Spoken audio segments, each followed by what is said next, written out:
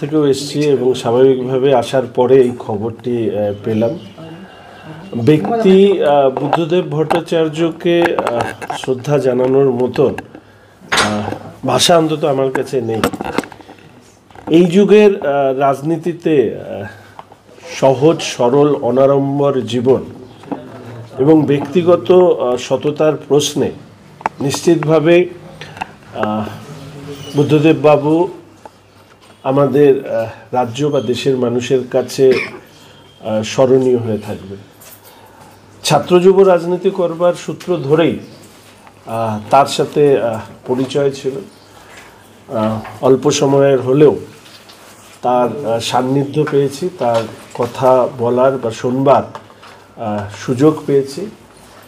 আমি মনে করি রাজনীতিতে যখন চাকচিক্য, ঔজ্জ্বল্য ইত্যাদির বিচ্ছুরণ বাড়ছে, বিশেষ করে রাজনৈতিক নেতাদের, সেই সময় দাঁড়িয়ে বুদ্ধদেববাবু এক উজ্জ্বল ব্যতিক্রম। তিনি সাধারণভাবে জীবন যাপন করবার মধ্যে দিয়ে তার নীতি, মত, পথ মানুষের মধ্যে প্রতিষ্ঠা করতে চেয়েছিলেন। যদিও বুদ্ধদেববাবুর স্বপ্ন দেখালেও সেই স্বপ্ন অপূর্ণ থেকে যায় পশ্চিমবঙ্গের মাটিতে। তবে এটা আশা রাখি যে যৌবনকে তিনি যে স্বপ্ন দেখিয়েছেন, পশ্চিমবঙ্গের যৌবনকে, সেই স্বপ্ন আজ নয় কাল পূর্ণ হবে। বিশেষ কোনো স্মৃতি যে তুমি কলকাতায় চলে আসো, শিলিগুড়িতে না থেকে কলকাতা থেকে রাজনীতিটা করো। তো সেই সময় আমার মা যেহেতু বেঁচে ছিলেন এবং আমার বাবা ছিলেন না, ফলে স্বাভাবিকভাবেই ওনার এই ডাকে সাড়া দিতে পারিনি। আর পরবর্তীকালে অবশ্যই নীতিগত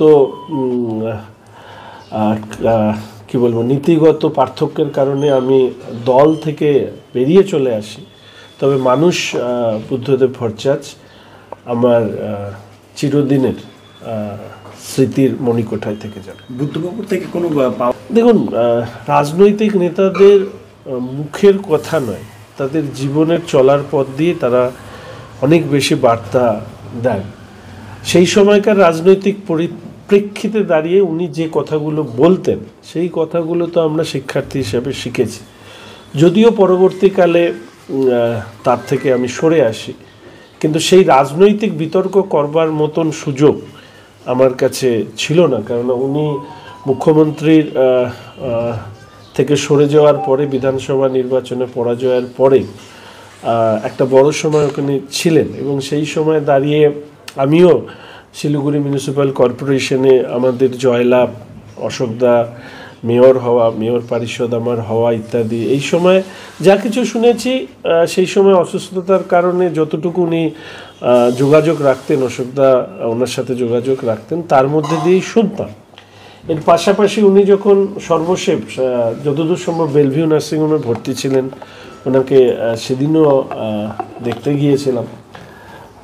ওনার মতন রাজনীতিতে ব্যক্তি বুদ্ধদেব ভট্টাচার্যের রাজনীতিতে না থাকাটা নিশ্চিতভাবে যারা এই প্রজন্মের রাজনীতি করেন তাদের কাছে, অনেকের কাছে সেটা একটা শূন্যতা বলে মনে হয়।